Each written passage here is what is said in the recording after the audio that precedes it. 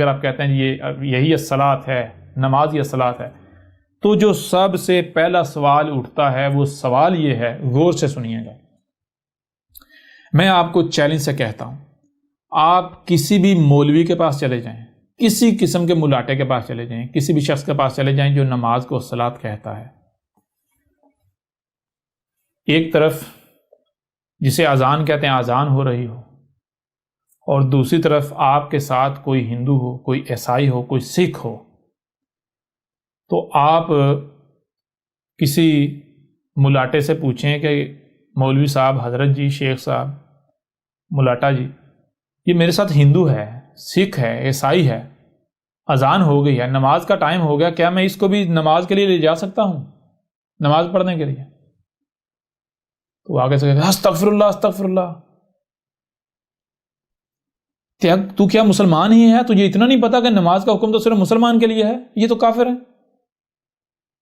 یعنی ملاٹوں کو تو چھوڑیں، کسی بھی مسلمان سے یہ پوچھ لیں، کسی بھی ایسے شخص سے جو نماز پڑھتا ہے اسے پوچھ لیں، بھائی نماز کا حکم کس کے لیے ہے؟ نماز کا حکم کس کے لیے ہے؟ نماز کا حکم کس کے لیے ہے؟ تو ہر مسلمان یہ کہے گا کہ نماز کا حکم مسلمان کے لیے ہے، نماز کا حکم صرف اور صرف مسلمان کے لیے ہے، نماز کا حکم صرف اور صرف مسلمان کے لیے ہے۔ اب ذرا غور کیجئے گا، یہ بات آپ کو نسل در نسل سکھائی گئی، بتائی گئی، کہی گئی، اور آپ بھی یہی کہہ رہے ہیں۔ اب اگر یہ نماز ہی الصلاۃ ہے تو قرآن میں بھی یہی ہونا چاہیے کہ جان لو الصلاۃ کا حکم صرف اور صرف کن کے لیے ہے؟ مسلمانوں کے لیے ہے۔ الصلاۃ کا حکم صرف اور صرف مسلمان کے لیے ہے، یہ ہونا چاہیے قرآن میں۔ اب میں آپ سے سوال کرتا ہوں، ذرا غور کریں، کیا جو فرعون اور آل فرعون تھے، فرعون کو جو آل فرعون تھے، وہ فرعون جو ہلاک ہوا تھا، کیا وہ مسلمان تھے؟ آل فرعون مسلمان تھے؟ فرعون کی افواج مسلمان تھیں؟ اور پیچھے چلے جائیں، پیچھے سے پیچھے، قوم نوح مسلمان تھی؟ قوم عاد تھی جن کی طرف ہود کو بھیجا گیا؟ قوم سمود جن کی طرف صالح کو بھیجا گیا، کیا قوم سمود مسلمان تھی؟ مسلمان قوم تھی؟ کیا قوم ابراہیم مسلمان قوم تھی؟ قوم مدین جن کی طرف شعیب کو بھیجا گیا، قوم شعیب مسلمان قوم تھی؟ کیا قوم لوط مسلمان تھے؟ آل فرعون مسلمان تھے؟ اب کسی بھی مولوی سے پوچھ لیں، کسی بھی مسلمان سے پوچھ لیں، کیا وہ قوم مسلمان تھی؟ تو ہر مولوی یہ کہے گا بھائی قرآن میں لکھا ہے وہ قومیں تو کافر تھی، مشرک تھی، رسولوں کا کفر و کذب کرنے والی تھی، اللہ کو ان کے اوپر غضب بڑھکا، اللہ نے ان کو ہلاک کر دیا۔ تو مومن کو، مسلم کو اللہ ہلاک تو نہیں کرتا؟ یعنی یہ خود مانتے ہیں کہ وہ آل فرعون ہوں یا گزشتہ جتنی ہلاک شدہ اقوام ہیں وہ کافر تھیں، وہ مسلمان نہیں تھیں، اور دوسری طرف کہتے ہیں جی نماز کا حکم کن کے لیے ہے؟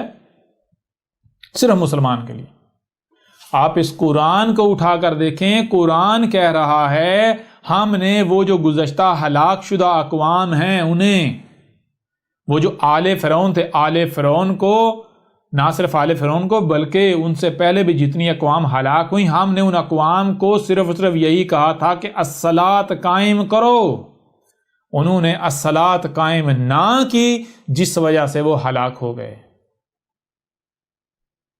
آپ کہتے ہیں الصلاۃ یعنی کہ نماز جو ہے الصلاۃ ہے، اور نماز کا حکم جو ہے کسی صرف مسلمان کو دیا جا سکتا ہے، کسی کافر کو نہیں دیا جا سکتا۔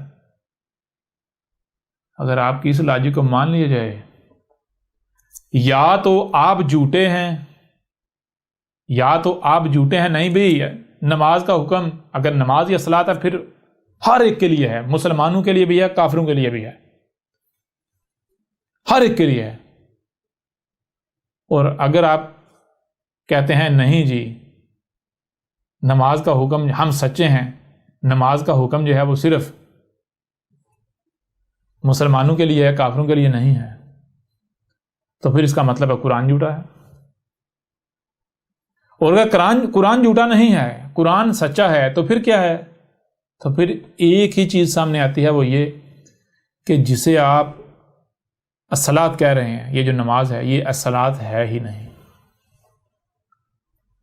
یہ الصلاۃ ہے ہی نہیں. آپ کہتے ہیں کہ نماز یہ الصلاۃ ہے اور نماز کا حکم صرف مسلمانوں کے لیے ہے. قرآن کہہ رہا ہے کہ الصلاۃ وہ ہے جس کا حکم ہر ایک کے لیے ہے، ہر ایک کے لیے.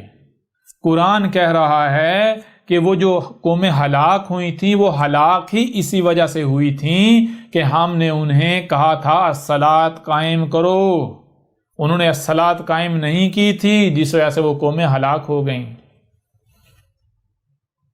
ذرا غور کریں. آپ بتائیں ذرا، کیا یہ جو پہلا سوال ہے یہی سوال آپ کی نماز کے، آپ کے نمازوں کے پرخچے نہیں اڑا دیتا؟ اڑا دیتا ہے یا نہیں اڑا دیتا؟ غور کریں ذرا.